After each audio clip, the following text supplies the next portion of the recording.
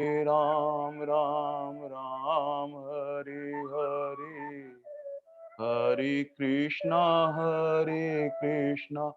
कृष्णा कृष्णा हरे हरे, हरे राम राम राम हरे हरे, हरे कृष्णा कृष्णा कृष्णा हरे हरे, हरे राम राम हरे हरे, हरे कृष्णा कृष्णा कृष्णा हरे हरे, हरे राम राम हरे हरे, हरे कृष्णा कृष्णा हरे हरे। ओम श्री परमात्मे नमः। वसुदेव सुतं देवं कंस चाणूरमर्दनम्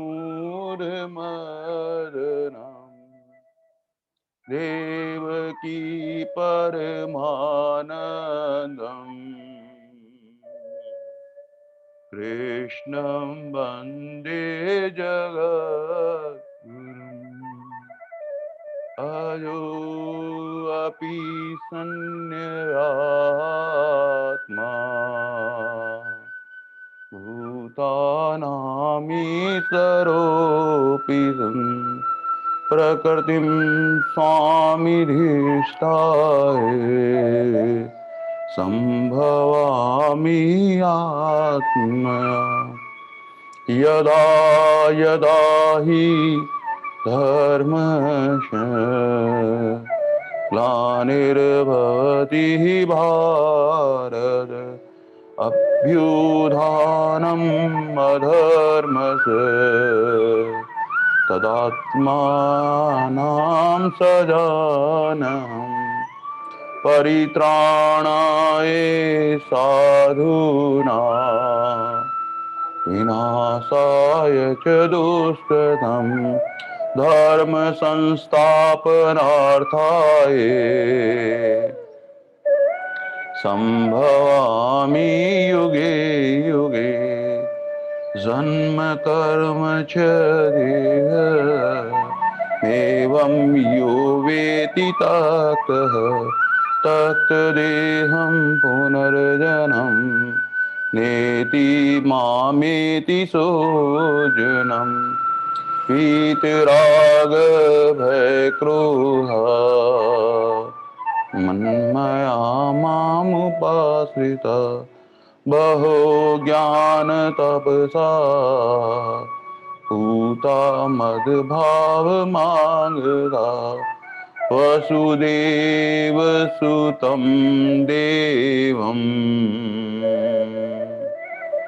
कंस चाणूरमर्दनम् देवकी परमानन्दम्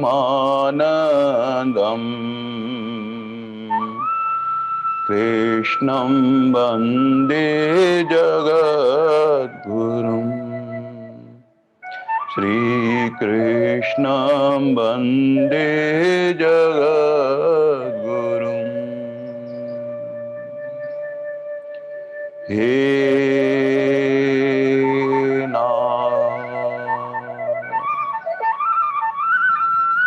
हे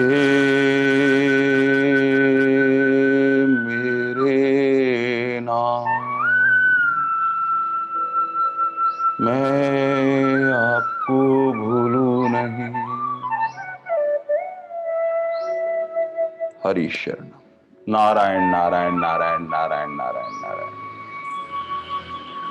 अनंत कोटि ब्रह्मांड नायक परापर पर ब्रह्म परमेश्वर भक्तवांचा कल्प तरु शरणागत वत्सल भगवान श्री कृष्ण की महती करुणा कृपा से हम भगवान के श्रीमुख से निश्चित वो परम दिव्य वाणी जिसको सुनने मात्र से ही एक सहज शांति का अनुभव करते हैं। भगवान की दिव्य मंगलमय वाणी ऐसी मधुरता लिए हुए हैं, इतनी मीठी प्यारी वाणी है। जैसे जैसे जैसे जैसे भक्त श्रद्धा के साथ सुनता जाता है, विश्वास की परिपक्वता आती रहती है। वैसे वैसे वैसे वैसे उसके जीवन में सुखानुभूति होने लगती है। धीरे धीरे धीरे भगवान और कृपा करते हैं, परम दयालु परम कृपालु भगवान कृपा करके जीवन में वही कृपा करके हमारा जीवन गीता योग्य बनाते हैं। गीता के अनुरूप, भगवान के वाक्य के अनुरूप जो जो हम आगे पथ पर आगे बढ़ते रहते हैं, बस यही वाणी हमारा कल्याण कर देती है। भगवान का ये नवा अध्याय, और नवा अध्याय में राज विद्या, सब विद्याओं का राजा और राजगुहा, अत्यंत गोपनीय भावों को भगवान प्रकट कर रहे हैं। भगवान के अंतःकरण में जो मन बुद्धि में जो बातें हैं, वो अपने प्यारे भक्त अर्जुन के समक्ष प्रकट करते हैं। और भगवान प्रकट उसी के सामने करते हैं जो कोई दोष दृष्टि से रहित होता है, जो जिज्ञासु होता है, जो लालसू होता है, जो ज्ञान को अर्जन करना चाहता है, जो श्रद्धा रखता है और जो सदा सेवा में रत रहता है, उसका भाव सदा परमात्मा से युक्त रहता है। भगवान तो सब जानते हैं। भगवान क्या बाहरी आवरण को नहीं देखते हैं। जिस प्रकार हमारे कोई रोग होता है तो डॉक्टर के पास जाते हैं, और डॉक्टर क्या करता है, हमें आपके सांस में तकलीफ है, खांसी आती है, तो एक काम करो, एक्सरे करा के आओ। और जब हम एक्सरे कराने जाते हैं और एक्सरे कराने के बाद में डॉक्टर साहब को जब दिखाते हैं, तो डॉक्टर साहब बाहर के सिम्टम्स देखते देखते एक वो काले कलर का जो एक्सरे का जो चित्र होता है उसको देखते हैं, और उसको भीतर देखते ही पता लग जाता है कि रोग का प्रभाव कितना है। बस भगवान हमारे बाहरी आवरण को नहीं देखते हैं, हमारे भीतर के भावों को देखते हैं कि हम कितने भावों से भावित हैं, कैसे हमारी क्रिया है। वो अंतर्यामी है, वो सब कुछ जानते हैं। बस भगवान कहते हैं कि राज विद्या, सब विद्याओं का जो राजा है और राजगुआ है, ये वो उच्च कोटि के भाव है जो सबके सामने प्रकट नहीं करने चाहिए। संतों के श्रीमुख से कहा कि जैसे जैसे भगवान की कृपा होती है, भगवान के दिव्य गुण ही हमारे भीतर प्रकट होने लगते हैं, ये भगवान की कृपा है। लेकिन भगवान का जो प्यारा साधक है, कहते हैं भगवान, ये सब कुछ आपके गुण हैं जो आप ही स्वयं प्रकट कर रहे हैं। और धीरे धीरे धीरे भगवान को भाव से भावित करते हुए भगवान के गुणों को भगवान के चरणों में ही अर्पित कर देता है। और जैसे ही भगवान के चरणों में अर्पित करता है, भगवान उसको प्रेम का दान देते हैं। जो जो भगवान से अपनापन होता है, अनन्य भाव होता चला जाता है, भगवान अपनी एक व्यक्तिगत निधि, वो निधि जो प्रेम है, वो प्रेम प्रदान करते हैं। और प्रेम का एक छोटा सा अंश भी भगवान की कृपा से जब प्रकट होने लगता है, तो ये राजगुहा है, ऐसा गुह्य प्रेम है, भाव है। इनको भक्त को भीतर अपने छुपा के रखना चाहिए, प्रकट नहीं करना चाहिए। जितना जितना भाव को छुपा के रखते रहते हैं, भगवान उतनी ही कृपा करते रहते हैं। मलोकदास जी महाराज कहते हैं, जो तेरे घट प्रेम है तो काहे काहे सुनाए, अंतर्यामी जानत है अंतर के भाव। वो परम पिता परमेश्वर सब जानते हैं, और ये गुप्त खजाना जो है सबके सामने प्रकट नहीं करना चाहिए। फिर ये संत महात्मा इस प्रेम का आस्वादन करने के बाद में इसको क्यों प्रकट कर देते हैं। संत महात्मा और जो प्रेम से लबालब जो है, वो कृपालु होते हैं, वो दयालु होते हैं। यद्यपि ये प्रेम का भाव भगवान से प्राप्त हुआ हुआ छुपा के रखना चाहिए, ये प्रकट नहीं करना चाहिए। लेकिन करते हैं कि भक्ति करे पातालों में तो प्रकटे आकाशों में। भगवान ही कोई लीला करके उस प्रेम को प्रकट करना चाहते हैं। अपनी तरफ से कोई ऐसा भाव नहीं हो, केवल भगवान अपने प्यारे भक्तों तक वो भाव पहुंचाने के लिए एक घट को चुन लेते हैं। बस ये उसकी कृपा है परमात्मा की। वो परमात्मा कृपा करके प्रेम दान देते हुए वो जो आस्वादन उसने प्राप्त किया होता है, जो प्यारा भगवान का भक्त होता है, जो साधु होते हैं, जो महात्मा होते हैं, वो इतने इतने कृपालु होते हैं और प्रेम से लबालब भरे हुए होते हैं। उस प्रेम की अमृतमय बूंद अपने प्यारे भक्तों को पिलाना चाहते हैं। और जब वो पात्र देख लेते हैं कि ये प्रेम का हा हा हा हा, ये प्रेमी है, ये पात्र बन चुका है, तब वो संत महात्मा कृपा करते हैं और प्रेम की बूंद का आस्वादन करते हैं। वो कथाओं के माध्यम से उस भगवान के रस रूप को प्रकट करते हैं भगवान। इसलिए ये राज विद्या राज गुहा ये कैसा है, ये गुहितम ज्ञान है जो शास्त्रों के अंदर गुप्त बातें छुपी हुई है। भगवान कहते हैं जो प्रेम है, गुण है, प्रभाव है, विभूति है, ऐश्वर्य है और शरणागत की ये गुप्त गुप्त बातें सबके सामने प्रकट नहीं करते हैं, लेकिन अर्जुन जैसा कोई पात्र मिल जाए तो भगवान उसके ऊपर कृपा करते हैं। और हम भी अर्जुन की पंक्ति में बैठने वाले अर्जुन जैसी अगर हमारे में पात्रता होगी तो भगवान हम पर भी कविता करते हैं।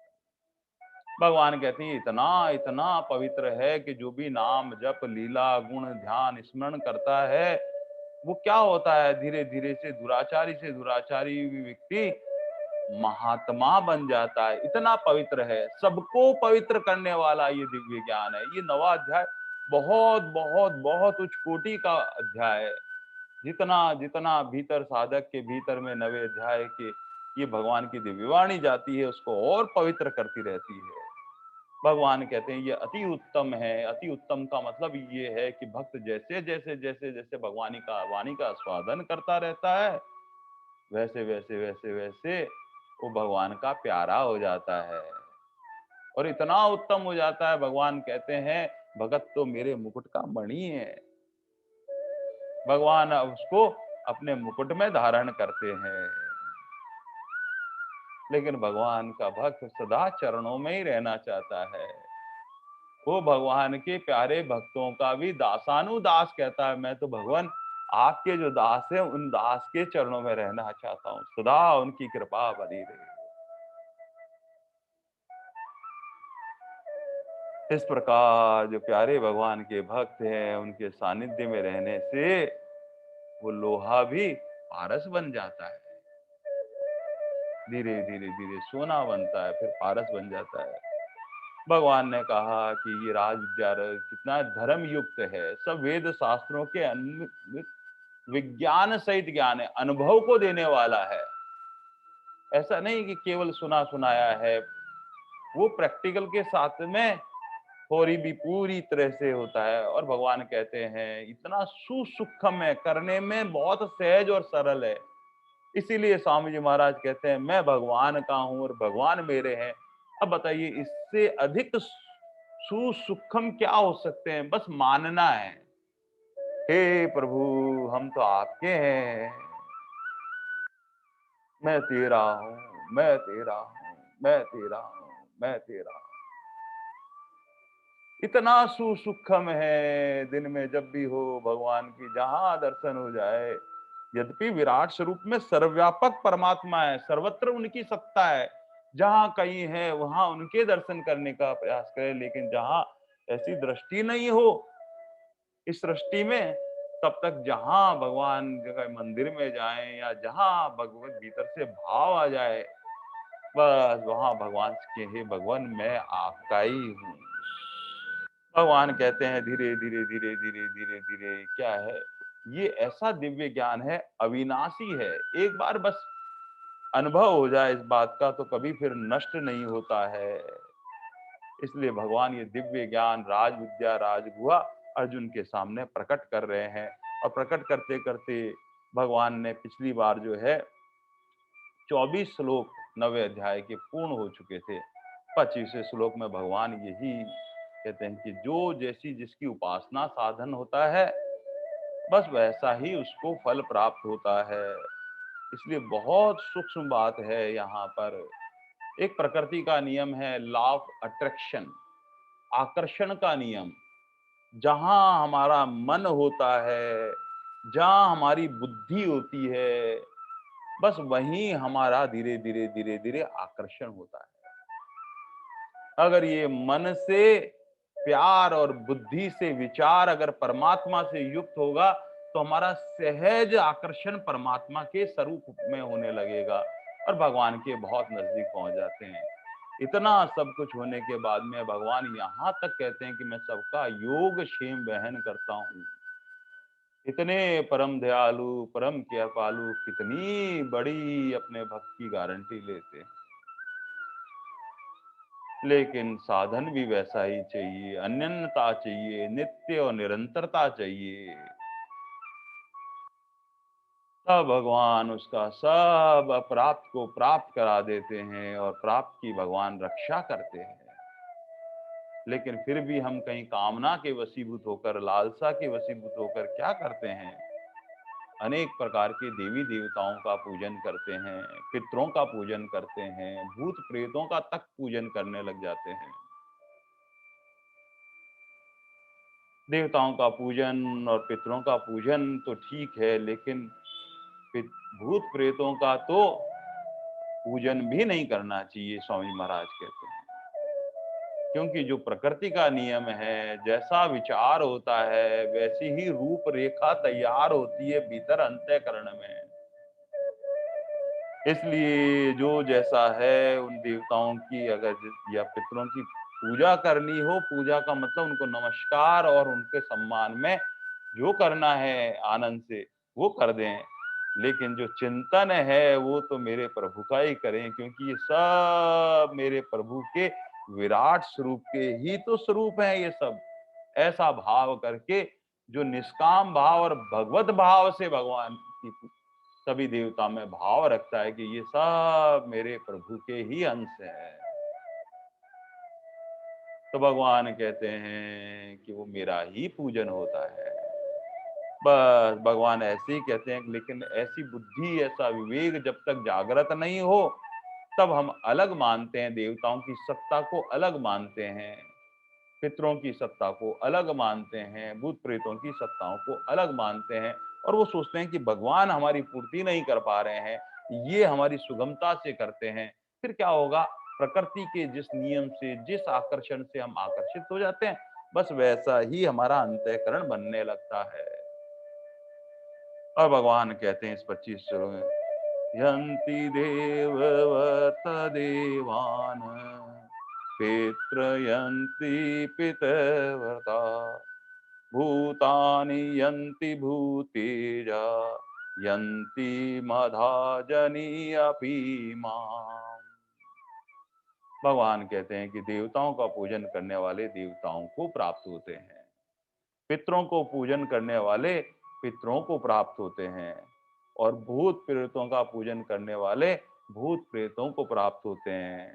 आहा मधाजनी माम असि यंती, और जो मेरा पूजन करने वाले भक्त मुझे ही प्राप्त होते हैं। भगवान कहते हैं फिर उनका पुनर्जन्म नहीं होता है। देवताओं का पूजन करने से ज्यादा क्या है कि वो हमको अपने लोक तक ले जा सकते हैं, और अपने लोक को ले जाने का मतलब हमारी यात्रा स्वर्ग लोक से ब्रह्मलोक तक भी अगर जाएंगे तो सब पुनरावृत्ति के मार्ग है, वहां से पुनः पुनः लौटकर फिर यहाँ पर धरा पर ही आना पड़ता है।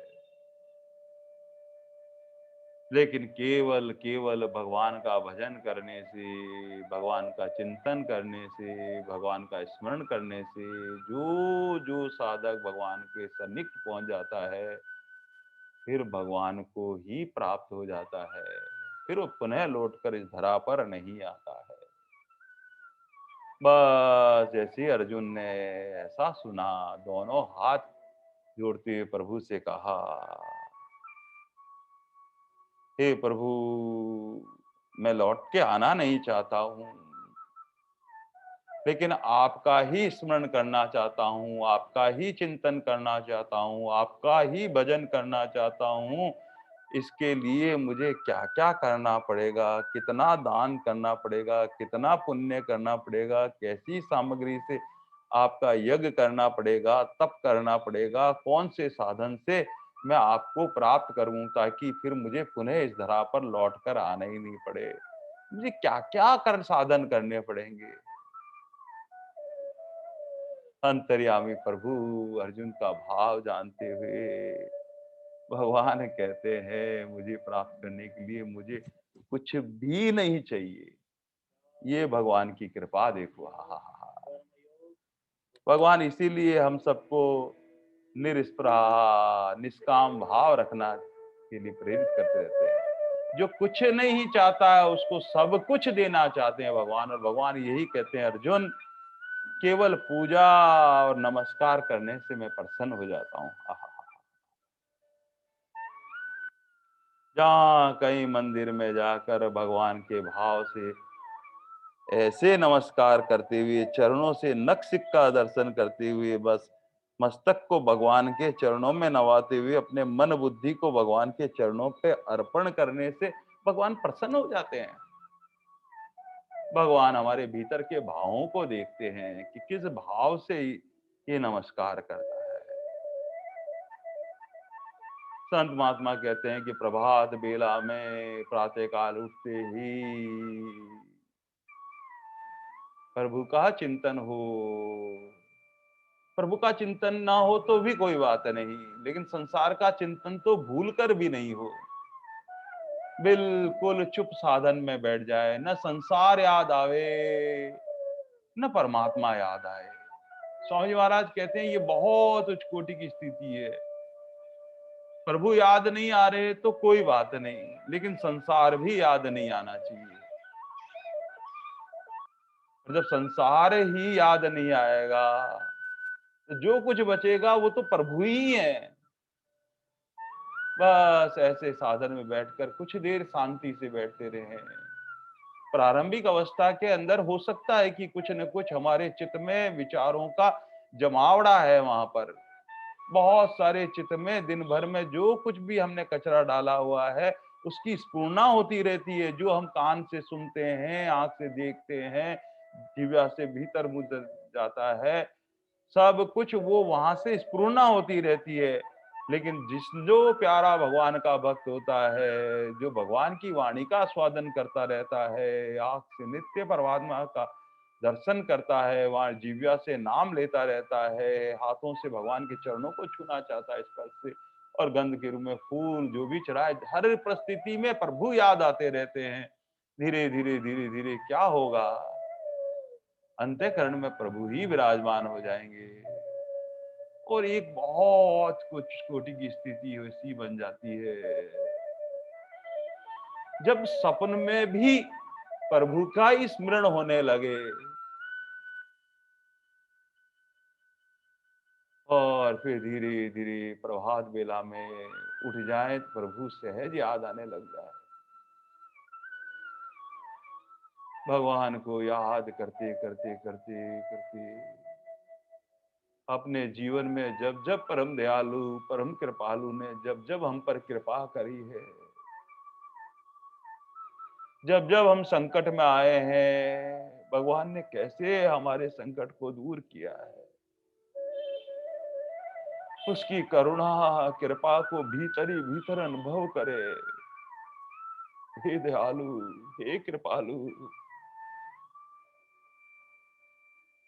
मैं भूल से भी भटक जाऊं तो प्रभु हाथ पकड़ के अपने समीप बुला लेना, सदा कृपा करते रहना।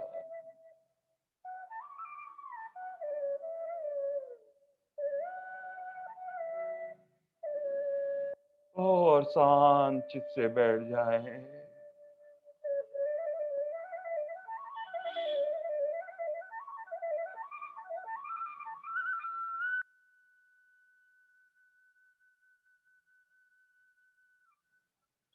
एक सहज शून्य अवस्था बन जाए।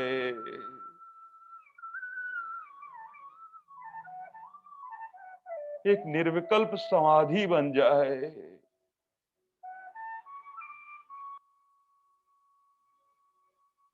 ऐसी ही स्थिति में भगवान कहते रे अर्जुन,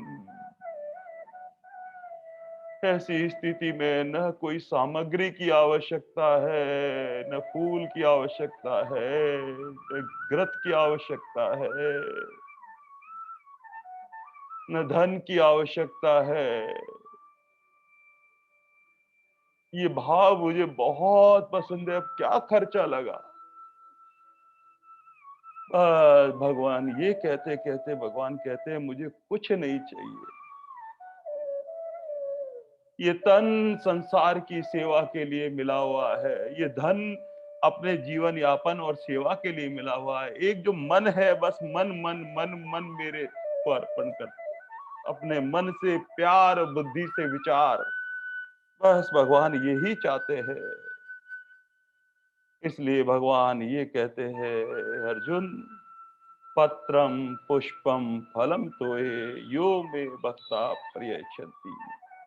आहा, परम दयालु कितने कितने कितने सहजता से राजी हो जाते हैं, वो भाव ग्राही जनार्दन है। भगवान कहते हैं मैं पत्रम पुष्पम फलम तो है, जो प्रेम से कोई मेरे लिए पत्र चढ़ा देता है, वो तुलसी पत्र हो, बील पत्र हो, कोई भी पत्र हो, तुलसी पत्र और बील पत्र ना मिले तो कोई भी पेड़ पौधे का एक पत्र, क्योंकि भगवान उस वस्तु को देखते ही नहीं है, भगवान तो भक्त के भीतर के भावों को देखते हैं और वो प्रेम से ला कर वो चढ़ा देता, अर्पण कर देता है। भगवान कहते हैं जो प्रेम से पुष्प लाके चढ़ा देता है, किसी भी पौधे का पुष्प उसमें भाव से भावित करके भगवान के चरणों में प्यारा भक्त जो अर्पित कर देता है, भगवान ग्रहण करते हैं उसको।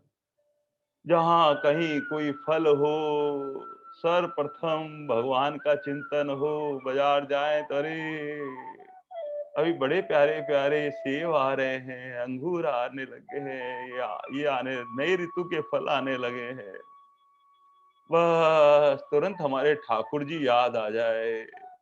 ये ठाकुर जी को कितने प्यारे लगेंगे, कितने मीठे लगेंगे।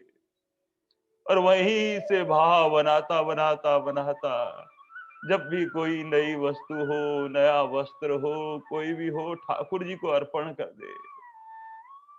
वस्तु की कोई कीमत नहीं है, बस भगवान के भावों को अर्पण कर देता है।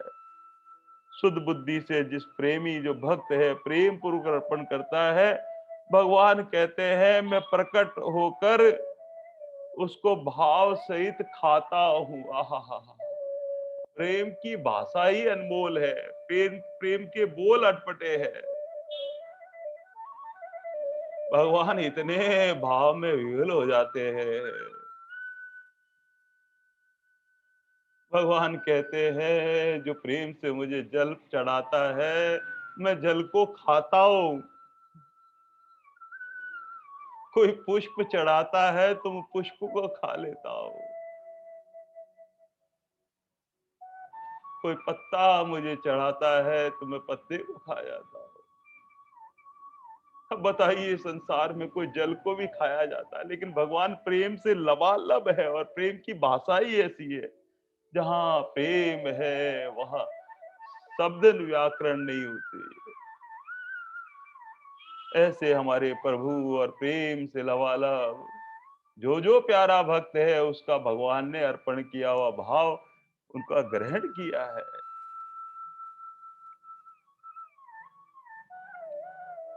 द्रौपदी जी को अक्षय पात्र प्राप्त हुआ था, और अक्षय पात्र प्राप्त होने पर जब वो वहां पर इंद्रप्रस्थ में रहती थी तब भी क्या करती थी द्रौपदी जी, लगभग 1 लाख जो साधु महात्मा है उनको भोजन कराती थी।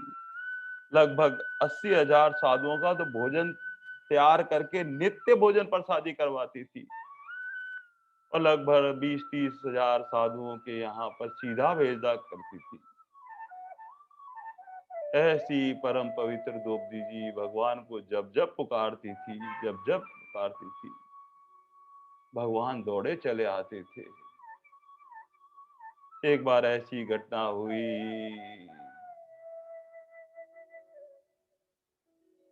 दुर्वासा ऋषि अपने 10,000 साधुओं के साथ में द्रौपदी जी के यहाँ आ गए, और फिर युधिष्ठिर जी ने कहा पधारो महाराज, पधारो, आपने बड़ी कृपा करी, आप हमारे यहाँ पर भोजन संध्या को पधारे थे, और उसके पात्र जो प्राण प्रताप था, उसमें ये था कि जब पांचों पांडव भोजन कर लेते थे, द्रौपदी प्रसाद को पा लेती थी, पाने के बाद में उसको धो के रख देती थी। उसके बाद में दूसरे दिन सूर्योदय होता था, तब उसमें से फिर भोजन प्राप्त होता था। और बस ऐसा ही हुआ, संध्या को सब पांचों पांडवों ने वो प्रसादी ग्रहण कर ली थी, द्रौपदी मैया ने भी प्रसादी ग्रहण कर ली थी। और उसके बाद 10,000 साधुओं के साथ दुर्वासा ऋषि पधारे और युधिष्ठिर जी ने कहा, आपने बड़ी कृपा करी, आप भोजन पर, हाँ हाँ भोजन तो लेंगे ही, बस ऐसे ही। तो थोड़ा सा पास में नदी बह रही थी और वहां बोले हम स्नान आदि कर आते हैं और उसके बाद में भोजन प्रसादी ले लेंगे। और जैसे ही दुष्ट ने आके तो कहा कि तुमने प्रसादी पा ली क्या? हाँ बोले, प्रसादी तो पा ली। और मैंने तो, अरे 10,000 ऋषियों के साथ में दुर्वासा ऋषि पढ़ाते हैं और मैंने तो उन्हें निमंत्रण दे दिया, और अगर हम भोजन अगर नहीं करा पाएंगे प्रसादी तो क्रोधित हो जाते हैं, श्रापित कर देते हैं और चिंता में पड़ गए हैं पांचों पांडव, क्या किया जाए। और जब जब द्रौपदी के संकट हो आया, बस संकट के समय पुकारने के लिए तो मेरे प्रभु जो है, द्रौपदी तो अनन्य है। जब भी संकट है तो कहीं कोई याद नहीं आता है। मेरो राधा रमण गिरधारी, गिरधारी श्याम बनवारी, मेरो राधा रमण गिरधारी, गिरधारी श्याम बनवारी। रो रो के द्रौपदी पुकारी, प्रभु राखो लाज हमारी। तुम बन गए उनकी साड़ी, गिरधारी श्याम बनवारी। मेरो राधा रमण गिरधारी, गिरधारी श्याम बनवारी। जब तुम थे अवध बिहारी, पद रज से अहिल्या तारी, सबरी के प्रेम पुजारी, गिरधारी श्याम बनवारी। मेरो राधा रमण गिरधारी, गिरधारी श्याम बनवारी। जब गज ने मौत दिहारी, तब टेर आपको मारी, तब गज की विपदा टारी, गिरधारी श्याम बनवारी। मेरो राधा रमण गिरधारी, गिरधारी श्याम बनवारी। मेरो राधा रमण गिरधारी, मेरो राधा रमण गिरधारी, मेरो राधा रमण गिरधारी, गिरधारी जाम बनवारी।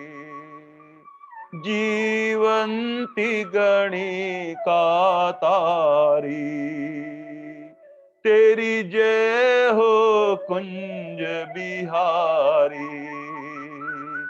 सेवक है शरण तिहारी, गिरधारी श्याम बनवारी। सेवक है शरण तिहारी, गिरधारी श्याम बनवारी। और द्रौपदी ने आर्त भाव से प्रभु को पुकारा।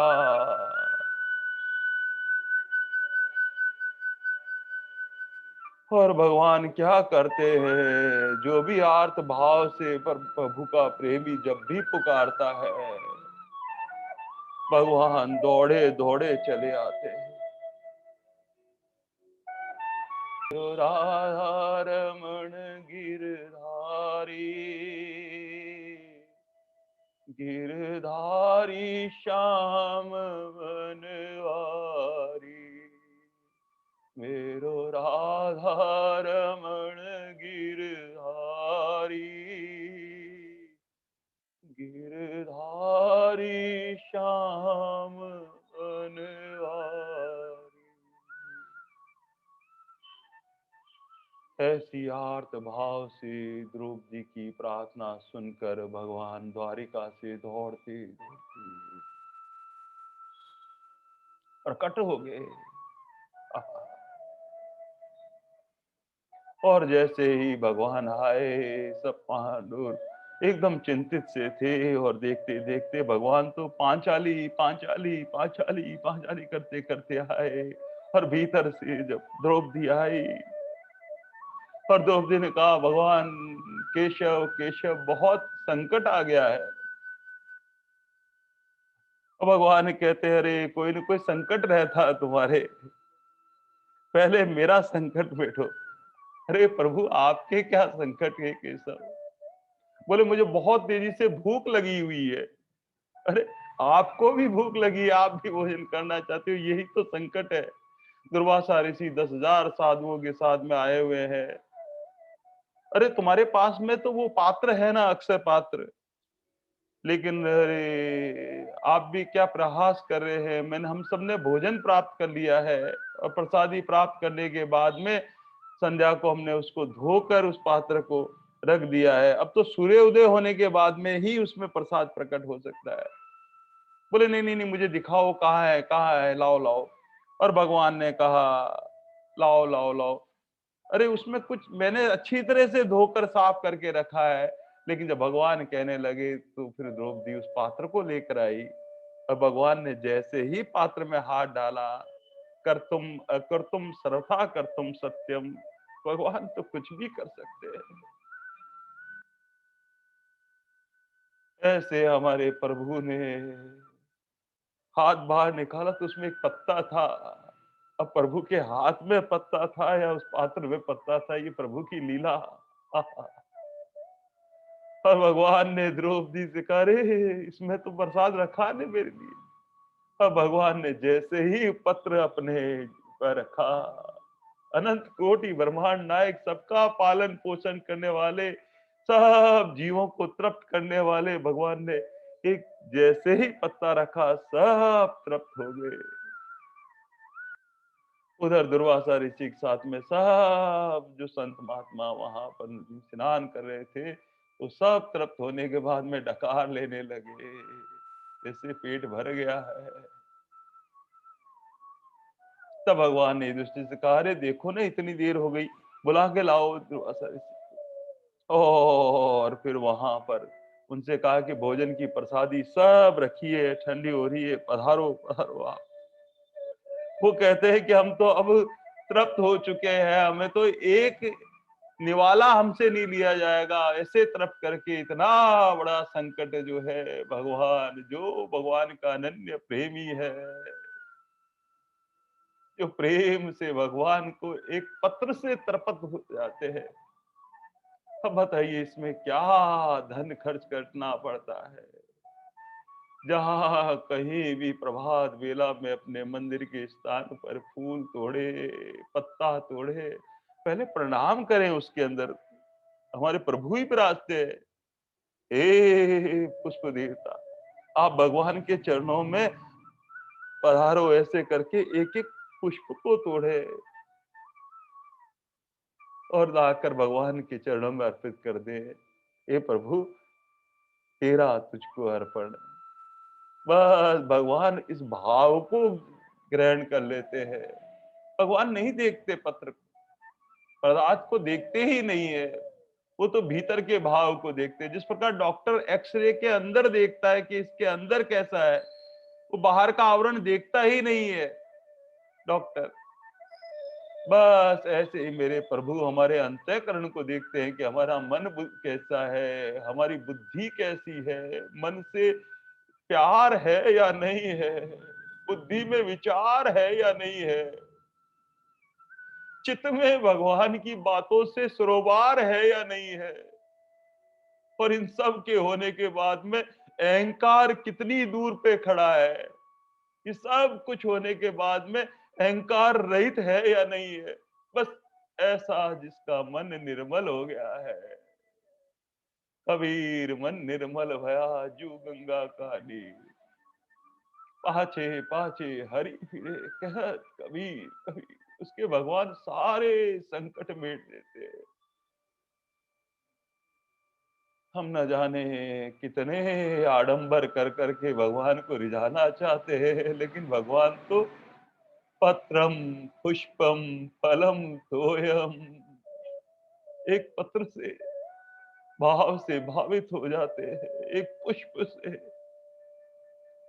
गजराज के पास में क्या शक्ति थी? गजराज ने सब अपने परिवार वालों को पुकारा, सबको देख लिया पुकार कर, और फिर भगवान को एक टक पुकारता रहा, हे प्रभु बचाओ बचाओ बचाओ। आप नहीं बचाएंगे तो कौन बचाएगा?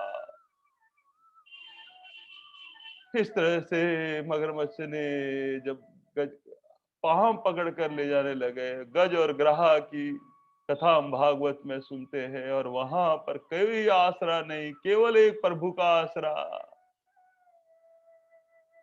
और भीतर से मन से प्यार और बुद्धि से विचार और परमात्मा की पुकार। उसके पास में क्या था? एक पुष्प कमल का। हे भगवान, मैं आपको अर्पण करता हूं।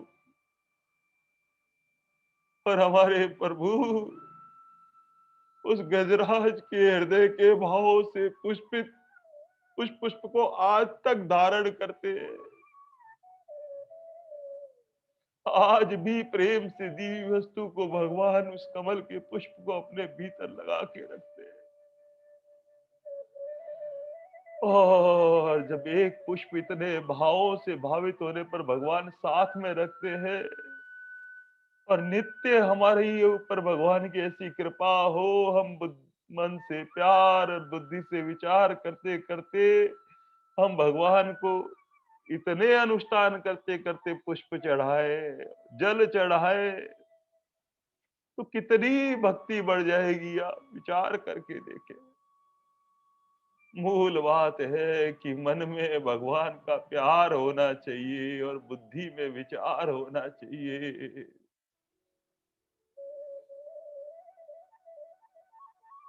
क्योंकि भगवान तो भावग्राही जगह जनार्दन है। वह हमारे भावों से ही पोषित होते हैं, वह भावों को ही चाहते हैं। भगवान कहते हैं, अरे अर्जुन, एक छोटे से पत्ते से मैं प्रसन्न हो जाता हूँ, एक पुष्प से प्रसन्न। पत्रम पुष्पम फलम।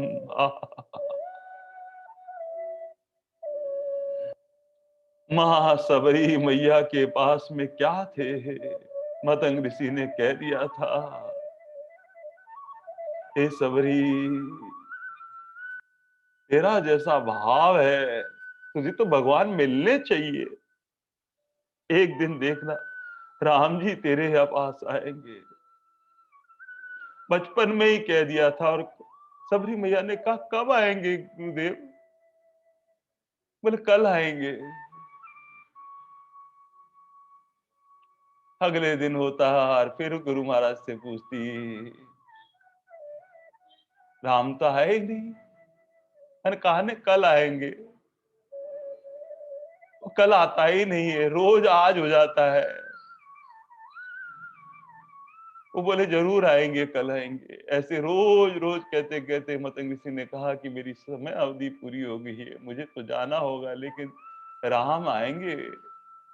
और ऐसे मैया की बाल्यकाल चला गया भगवान के चिंतन में।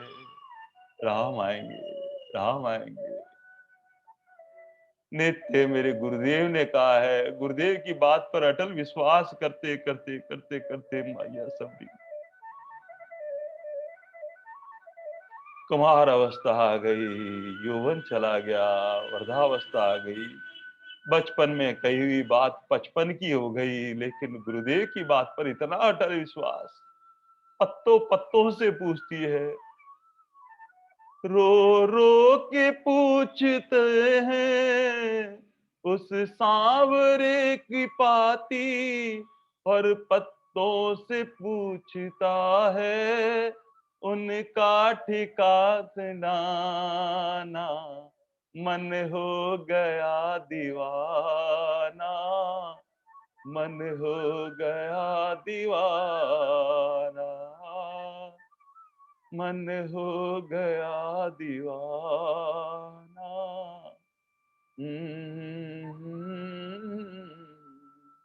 बस सबरी मैया झाड़ू लगाती है। जो कहा कि एक शाम सलोना मूर्त लिए हुए भगवान की नित्य ही अंतरंग में वो दर्शन करती रहती है। और राम जी आते हैं, सबसे पूछते राम जी को देखा है, राम जी आए। बस इसी भाव से स्वरूप का ध्यान करती रहती है नित्य। और भगवान का स्मरण भजन सदा। रामा रामा रटते रटते बीती रे उमरिया, रघुकुल नंदन कब आएंगे मिलनी की डगरिया। रामा रामा रटते रटते बीती रे उमरिया। और एक दिन ऐसे ही परम दयालु परम कृपालु भगवान वहां पधारे। वनवास में विचरण करते हुए अपनी सारी मर्यादाओं को, भगवान ने कहा था कि मैं कहीं किसी के घर पर आश्रम में नहीं आएंगे, कोई संबंध नहीं रखूंगा, लेकिन भगवान अपने भक्त के पीछे सब मर्यादाओं को तोड़ देते हैं प्रेम के आगे। भगवान ने सबरी से कहा बहन, और किसी के यहाँ नहीं गए, उसके भगवान सबरी की कुटिया पर पहुंच गए। और सबरी मैया मीठे मीठे प्यारे फल जो है वो भगवान के भोग लगाती है, और भगवान इतने रीझ जाते हैं। भगवान के कई व्याख्या करते हैं, वो कहते हैं सबरी ने झूठे फल खिला दिए। भगवान कहते हैं अरे भगवान का प्यारा भक्त है, वो भगवान को कैसे झूठा फल खिला सकता है। एक पूरे पेड़ में से एक फल को तोड़ लेती है, और उस फल को तोड़ के चखती है, फिर ये मानती है कि अगर ये मीठा है तो सारे फल मीठे हैं। बस उस फल पेड़ में से वो बेर को इकट्ठा करती रहती है। जिस प्रकार माताएं बहनें क्या करती है, जब चावल बनाती है तो एक चावल को निकाल कर देख लेती है, चावल पक गया है, इसका मतलब सारे चावल पक गए हैं। बस ऐसे ही सबरी मैया नित्य ठाकुर जी के लिए, अपने राम के लिए बेर इकट्ठे करती रहती है।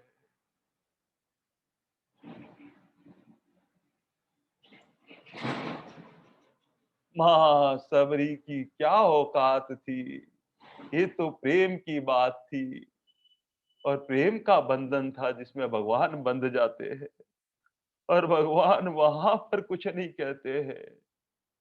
लेकिन जब अयोध्या में लौट कर वापस आते हैं, माता जानकी और लक्ष्मण जी के साथ में अनेक राजा महाराजा जब क्या करते हैं, भगवान को निमंत्रण देते हैं वापस लौटने के बाद में, और जहां निमंत्रण देने के बाद में जब भोग प्रसादी खिलाई जाती है, तो नित्य जो प्रसादी ग्रहण करने से पहले मां सबरी को याद करते हैं। हे लक्ष्मण, कितने कितने स्वादिष्ट बेर थे वो प्रेम से भरे हुए बेरे थे। भगवान रीझ जाते हैं प्रेम पर। भगवान इसीलिए कहते हैं पत्रम पुष्पम फलम। मूल बात ये है, तत्व की बात ये है, भगवान पदार्थ की तरफ देखते ही नहीं है।